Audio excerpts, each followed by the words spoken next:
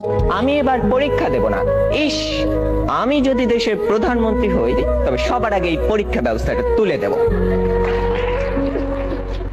যে 1994 বিতর্কে অংশগ্রহণ করছেন 6 জন।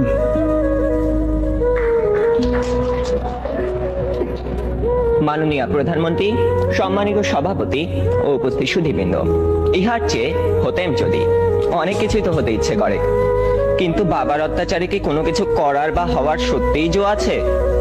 এই তো কদিন আগে বাসার সবাই মিলে নাটক দেখতে বসেছে, আমিও পরিবেশের গন্ধ শুকে আস্তে আস্তে এগোচ্ছি কোন রকমের দর্শকের সারিতে জায়গা দখল করার জন্যে। অমনি বাবা গুরুগম্ভীর কণ্ঠে আদেশ জারি করলেন, 2 দিন পরে তোমার পরীক্ষা, এখন তোমার এসব নাটক ফাটক দেখা চলবে না। কি আর করা, দরজার চৌকাঠ থেকেই ফিরে যেতে হলো।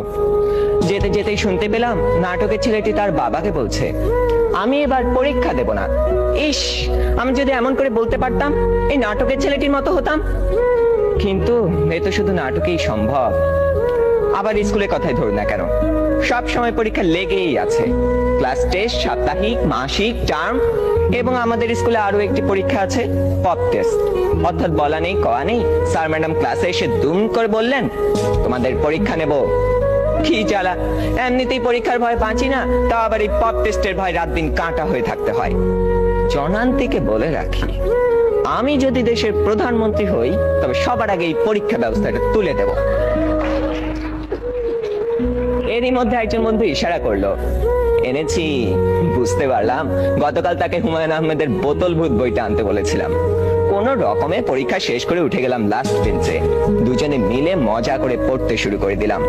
গল্পে আছে হুমায়ুন ভূত পুষে, তাও আবার বোতলে করে পকেটে রাখে, সে ভূতের খাবার চাঁদের আলো। ক্লাসের একজন যখন একথা বলে দিল, তখন অঙ্ক স্যার বোতলটা নিয়ে ভূতটাকে এক ঢোকে পেটের ভিতর চালান করে দিলেন।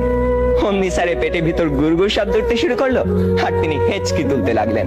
দম ফাটিয়ে হাসতে যাব, হঠাৎ কানে টান পড়তেই শটান দাঁড়িয়ে গেলাম।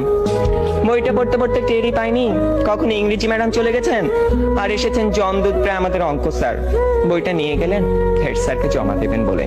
তার মানে আরো এক দফা শাস্তি।